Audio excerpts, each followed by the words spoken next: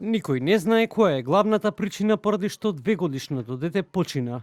Денеска го погребале, а таткото со солзи вели дека кобната вечер неговата сопруга излегла надвор со нејзиниот син да го гледаат огнометот. Во еден момент, според кажувањето на таткото, мајката приметила дека детето крвари, но ниту тие не знаат како се случило да детето прокрвари. Јас сум Муше Аслани, татко на 2 деца.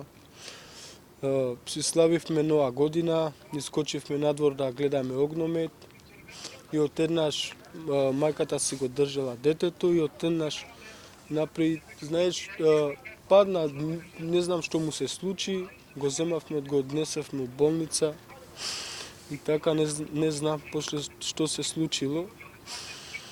Сакам правда за мојот син, да се најде сторителот.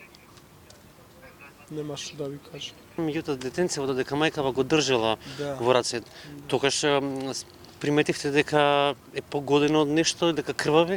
Да, мајката го фати и вика, Муше дојди, вика, види, гледа што е ова, кога гледав крв и трчавме во болница. Моментот кога видовте дека детево крвави? Кај мајката беше детето и само што искочивме да гледаме и одеднаш детето напри само и ја после го земав во раце, викам нагиб и го однесов у болница, таму малце плаче, викав. Дедото на 2-годишното дете застанат на локација каде била неговата снаа со бебето вели дека нејасно е како се случи да неговиот внук во рацете на неговата мајка одеднаш прокрвари.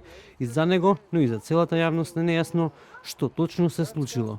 Значи, како што слушнавме огнови, како секоја нова година, се излегува со детето надвор да гледат, застанување вака, да си гледа со малиот, го држи детето на нормално на раката, и одеднаш кога детето падна.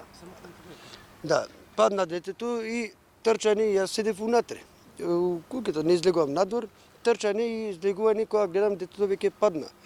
Кога гледаме крв, земани и го носиме у поблиска државна градска болница.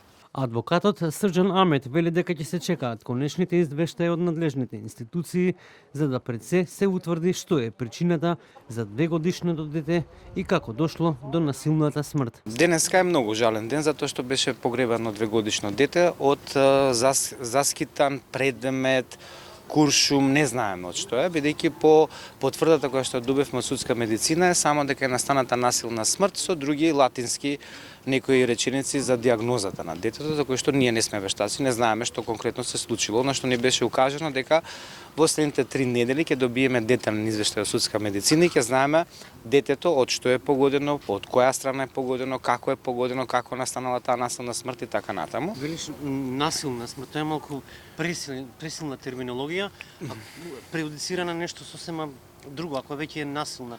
Никој не знаеме се уште дали е тоа куршум, дали е флаша. Меѓутоа сме сигурни 2-годишно дете не почина. Да, за жал, така пишува во потврдата која што е издадена на родителите денеска при прогребот на детето дека настаната детето е починато со насилна смрт. Тоа е документ кој што јас само го цитирам.